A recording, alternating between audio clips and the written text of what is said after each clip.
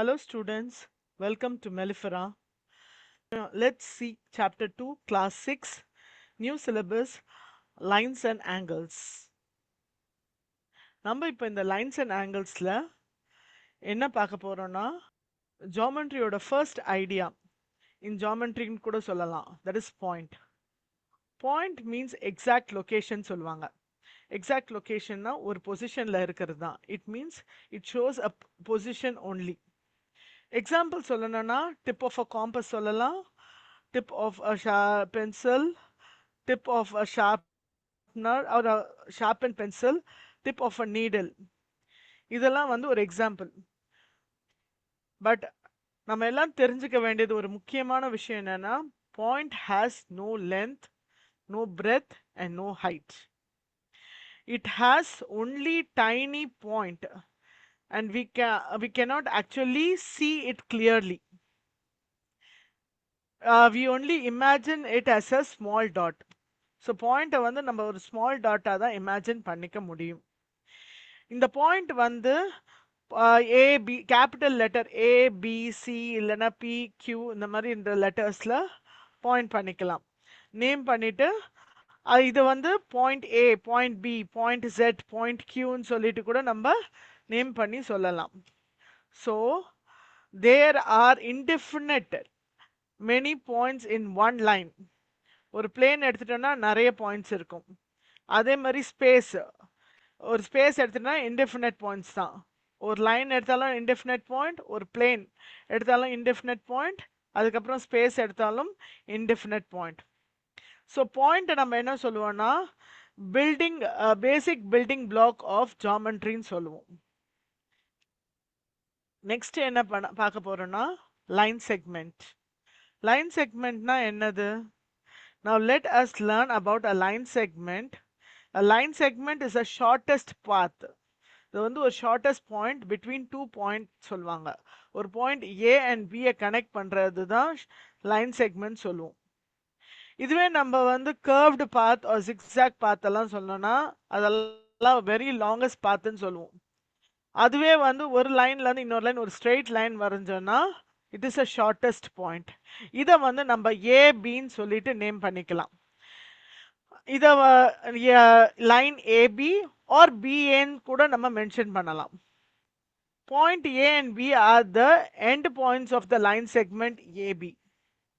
நம்ம இந்த டயக்ராம்ஸ்ல நிறையவே பார்க்கலாம். ஓகேவா? அது எப்படி டினோட் பண்றதுன்னா லைன் செக்மெண்ட் ஏபின்னு சொல்லிட்டு மேலே ஒரு பார் மாதிரி எழுதணும். அதே மாதிரி இதுல வந்து பிஏன்னும் கூட சொல்லலாம். ஓகேவா? நெக்ஸ்ட் வந்து ஒரு லைனை பத்தி பார்க்க போறோம். லைன் செக்மெண்ட் வந்து ரெண்டு பாயிண்ட் ஜாயின் பண்ணனா லைன் செக்மெண்ட்னு சொல்லியிருக்கேன். அதே இந்த ரெண்டு பாயிண்ட் இந்த சைட்லயும் ஏ சைட்லயும் பி சைட்லயும் எக்ஸ்டெண்ட் பண்ணனா யூ கெட் அ லைன். அதுக்கப்புறம் இந்த ரெண்டு பாயிண்ட்டை வந்து நீனு எக்ஸ்டெண்ட் பண்ண ஒரு ரெண்டு ஆரோஸ் கூட நீங்க டிராப் பண்ணிக்கலாம் இந்த ரெண்டு பாயிண்ட்லயும். இதை வந்து லைன் எல் இல்ல லைன் எம்னு கூட சொல்லிக்கலாம். The extended you can extend this line segment in both the direction and it goes on for in both the direction. இந்த லைன்ல வந்து பாயிண்ட்ஸ் இருக்குமான்னு கேட்டா ஆமா, it contains an infinite number of points. A line through A and point B is written as line AB. இப்போ நம்ம லைன்னா என்னது? First line செக்மெண்ட்னா ரெண்டு எண்ட் பாயிண்ட் இருக்கு, அது ரெண்டு சைடும் எக்ஸ்டெண்ட் பண்ணனா நம்மளுக்கு லைன் கிடைக்கும். அந்த லைனை வந்து நம்ம ஆரோ வரைஞ்சு லைன் சொல்லிட்டு மார்க் பண்ணிக்கலாம். ஓகேவா? இந்த லைன் செக்மெண்ட் இந்த பாயிண்ட்டை வந்து ஏபின்னு கூட நம்ம பாயிண்ட் பண்ணிக்கலாம். லைனை பொறுத்த வரைக்கும் இந்த ஸ்ட்ரெயிட் பாத்ல வந்து நம்ம நிறைய பாயிண்ட்ஸ் இருக்குன்னு சொல்லலாம். இன்ஃபினிட் நம்பர் ஆஃப் பாயிண்ட்ஸ் இருக்கு. If we extend it endlessly on both the side and becomes a line goes forever and it has no endpoints. ரெண்டு சைடும் நம்ம எக்ஸ்டெண்ட் பண்ணிக்கலாம் and it goes on. It never stops. That is why we draw an arrow on both the sides. Stop ஆகாம போயிட்டே இருக்கிறதுனால நம்ம என்ன பண்ணுவோம், ஒரு ரெண்டு ஆரோ வரைஞ்சி ரெண்டு சைடு இது வரைக்கும் இதுல இருந்து இது வரைக்கும் ஒரு லைன் இருக்குன்னு சொல்லிட்டு 2 points determined one unique line. ஒரு 2 பாயிண்ட் அந்த லைனுக்குள்ளேயே வந்துச்சுன்னா அது வந்து யூனிக் லைனா நம்ம name பண்ணிக்கோம்.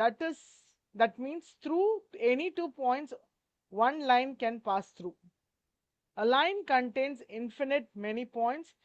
We name line using 2 points like AB or small alphabets like L, M. இந்த மாதிரிலாம் கூட நம்ம லைனை வந்து மென்ஷன் பண்ணலாம்.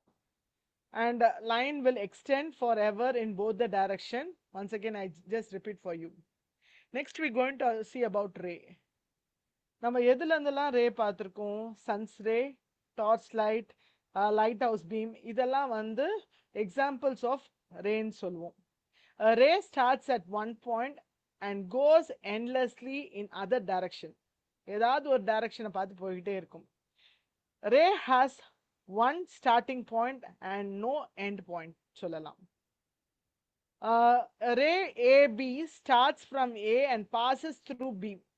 இது நடுவில் வந்து ஏல இருந்து ஸ்டார்ட் ஆகி அப்படியே பில அப்படியே ஸ்டார்ட் பண்ணிட்டு போயிட்டே இருக்கதான் ரேன்னு சொல்லுவோம். டிஃப்ரென்ஸ் நம்ம இப்ப பார்த்தோம்ல, line segment, ray and line, இது மூணுலயும் உள்ள டிஃப்ரென்ஸ் என்ன? லைன் செக்மெண்ட்டுக்கு 2 எண்ட் பாயிண்ட்ஸ் இருக்கு.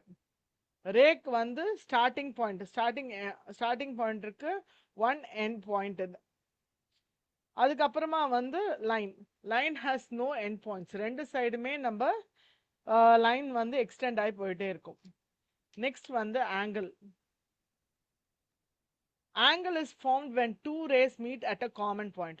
ரெண்டு ரே காமனா மீட் பண்ணக்கூடிய இடத்த தான் நம்ம ஆங்கிள் ஃபார்ம் ஆகுது. அந்த காமனா மீட் பண்ணக்கூடிய இடத்த வந்து நம்ம வேர்டெக்ஸ்ன்னு சொல்லுவோம். இங்க வந்து ரே மேல இருக்கிற இது வந்து டி மார்க் பண்ணியிருக்கோம். அந்த நடுவில் இருக்கிற மிட் பாயிண்ட் வேர்டெக்ஸை வந்து பின்னு சொல்லி மார்க் பண்ணியிருக்கோம். இங்க கீழே இருக்கிற ரே வந்து ஈன்னு சொல்லி மார்க் பண்ணியிருக்கோம். இது வந்து நம்ம எப்படி படிப்போம்னா ஆங்கிள் டிபிஇ. எப்பவுமே அந்த வேர்டெக்ஸ் நடுவில் இருக்கிற அந்த பி வந்து எப்பவுமே சென்டர்ல மென்ஷன் பண்ணணும். வேர்டெக்ஸ்ல இருக்கிற பாயிண்ட் மட்டும்தான் நம்ம அங்க மென்ஷன் பண்ணணும் சென்டர்ல ரீட் பண்ணும்போது. நெக்ஸ்ட் இதுக்கான எக்ஸாம்பிள் ஃபார் ஆங்கிள் நம்ம எடுத்துட்டோம்னா ஸ்பெக்டக்கிள், அது ஓபன் பண்றச்சு அதோட ஆங்கிள். வாலெட், அது ஓபன் பண்றச்சு அதோட ஆங்கிள். Door opening and closing, opening a scissor, opening a book, இதெல்லாம் வந்து ஒரு எக்ஸாம்பிள்ஸ் நம்மளுக்கு. Size of an angle depend on the rotation or turning. More turning means bigger angle சொல்லுவோம். Less rotation is smaller angle. So vertex letter always comes in middle. We have to keep in mind. Next, we're going to see about comparing angles. இப்போ எதை வச்சு நம்ம compare பண்ணலாம்னா, நம்ம இப்போ example பார்த்தோம்னா lizard மவுத் எடுத்தோம்னா அது ஸ்மாலர் சைஸாக தான் அது ஓப்பன் பண்ணும். டாக் மவுத் எடுத்துக்கோங்க, அது பிகர் சைஸ். ஹிப்போ மவுத் எடுத்தோம்னா அதுக்கு மேலே larger size. So we compare angles using superposition. That means placing one angle on another. If one arm goes outside the another, the angle is larger. If more opening, bigger angle, equal opening, equal angle சொல்லலாம். இப்போ next நம்ம பார்க்க போறது வந்து rotating arms. இது வந்து ஒரு சின்ன ஆக்டிவிட்டி. ஒரு 2 பேப்பர் ஸ்ட்ராஸ் எடுத்துக்கணும். அதுல ஒரு 1 கிளிப் எடுத்துக்கோங்க. Join them together. Now the straw can rotate. The straw rotate பண்ணனா the opening between the forms of angle, smaller opening, smaller angles and bigger opening, bigger angles form ஆகுது. So இது ஒரு சின்ன activity நம்மளுக்கு. Next வந்து special types of angles. இதுல வந்து நம்ம டிஃப்ரெண்ட் டைப்ஸ் ஆஃப் ஆங்கிள்ஸை பத்தி பார்க்க போறோம். அக்யூட் ஆங்கிள்னா என்னது? 0 டிகிரி ஆங்கிள் இருந்து 90 டிகிரி ஆங்கிள்குள்ள வர எந்த நம்பர் எடுத்தாலும் அது வந்து acute angle. For example 20 degree or 25 degree, 30, 35, 40 இந்த மாதிரி எல்லாம் வந்துச்சுன்னா இது அக்யூட் ஆங்கிள்னு சொல்லுவோம். ரைட் ஆங்கிள் எடுத்தா எக்ஸாக்ட்லி 90 டிகிரியை பிளேஸ் பண்றது தான் ரைட் ஆங்கிள். அதுவே ஸ்ட்ரெயிட் ஆங்கிள் வந்து 180 டிகிரியை மெஷர் பண்ணும். obtuse angle, all angle measures greater than 90 degree but less than 180 degree. இதை வந்து obtuse angle சொல்லி சொல்லுவோம். ஸோ இப்போ நம்ம வந்து என்னென்ன ஆங்கிள்ஸ் பற்றி பார்த்தோம்? acute angle, right angle, obtuse angle and straight angle. அது ஒரு ஃபுல் டர்ன் எடுத்துச்சுன்னா ஒரு ஆங்கிள் வந்து 360 டிகிரி, அதாவது ஃபுல் டர்ன் எடுத்துனா it is a full complete ஆங்கிள்னு சொல்லி சொல்லுவோம். அதுவே ஹாஃப் டர்ன் எடுத்துட்டா ஹாஃப் டர்ன் ஆங்கிள். இங்க வந்து 2 பிக்சர்ஸ் கொடுத்துருக்காங்க பாருங்க, அதை பேஸ் பண்ணி. நெக்ஸ்ட் வந்து மெஷரிங் ஆங்கிள்.